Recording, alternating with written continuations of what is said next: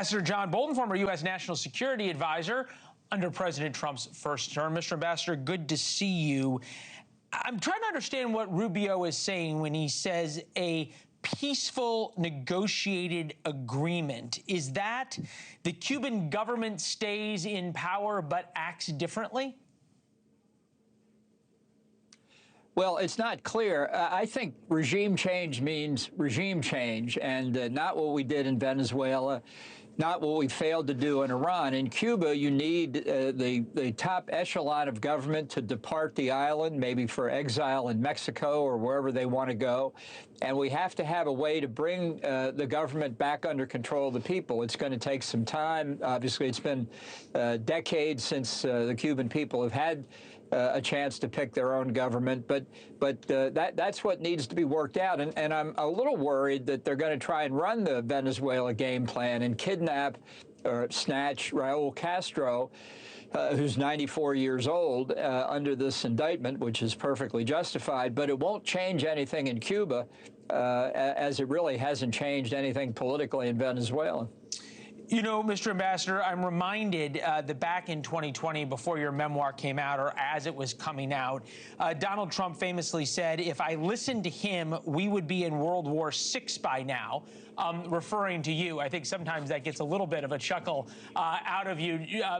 That said, does that mean that if Trump was taking your advice, he would be being more aggressive in Venezuela, in Cuba, and in Iran? Well, I'd like to know what the plan is. I don't think we have a plan in Iran. I think it varies from day to day. And I'm not saying he has to reveal the plan for Cuba, but I don't have a confident sense that we really know how this is going to play out. Is the Nimitz Carrier Strike Group really equipped to take military action? I mean, we have a real advantage in Cuba we didn't have in Venezuela.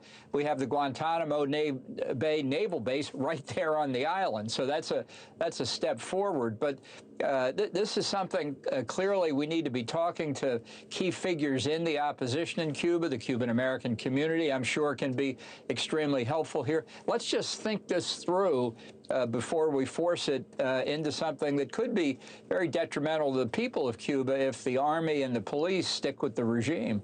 You know, one of the problems, I think, of why the Cuban story is so hard for the American people to wrap their arms around is because in the 60s and 70s, it was the Red Menace. Right after the Cuban Missile Crisis, we all understood what it meant, even through the 80s. Then you had this agreement with Barack Obama. It sort of opened up Cuba. Then Trump ended most of that agreement, but it doesn't seem like a threat right now. We should let everyone know the Russians have a large signals intelligence gathering base so they can listen to the United States. That's based in Cuba. And now Marco Rubio seems to be trying to do what was not done with Iran, which is sell a war before it starts. Take a listen. Cuba not only has weapons that they've acquired from Russia and China over the years, but they also host Russian and Chinese intelligence presence in their country, not far from where we're standing right now. So Cuba has always posed a national security threat to the United States. They, by the way, have been one of the leading sponsors of terrorism in the entire region. You look at the groups that work out of Colombia that have destabilized that country over the years, with full support from this regime over there. Can the administration, you think, convince Americans that Cuba is this clear and present danger, needing military action that's far more significant and involved than Venezuela was? Well, I think there is a strong case, and I think it goes together with what's happening and not happening in Venezuela and also in Nicaragua. These three authoritarian regimes are kind of like three aging fighters leaning on one another. If one of them falls completely, I think the other two will fall as well. So it is important to make the case in advance, and I think with Rubio as Secretary of State, we know it'll be made effectively.